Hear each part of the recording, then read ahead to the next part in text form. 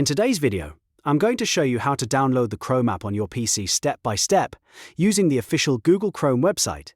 This is a simple process, but I'll walk you through it carefully so you can install Chrome safely and without any confusion. If this video helps, make sure to hit the like button and subscribe for more easy software tutorials just like this. Alright, let's jump right in. First, open Microsoft Edge or any other browser you already have on your computer.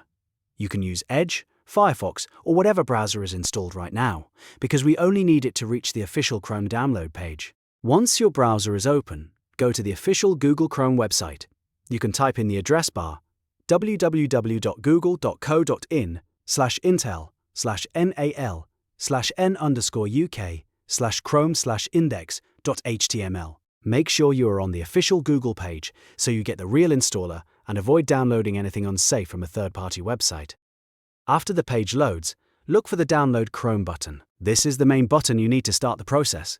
Click it once, and Chrome's installer will begin downloading to your computer. Depending on your browser, the file may appear at the bottom of the window, in the top corner, or in your Downloads folder. Once the download is complete, open the downloaded setup file. If you see it in your browser, click it directly. If not, go to your Downloads folder and double-click the file there. After you open the setup file, your PC may ask for permission to make changes to your device. This is completely normal during software installation. When that prompt appears, click Yes or Run to continue.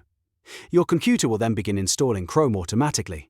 At this point, all you need to do is wait for the installation to finish. It usually only takes a short time, depending on your internet speed and system performance. Once the setup is done, Google Chrome will open automatically, and you'll be ready to start browsing with your new browser. And that's it. You've successfully downloaded and installed the Chrome app on your PC.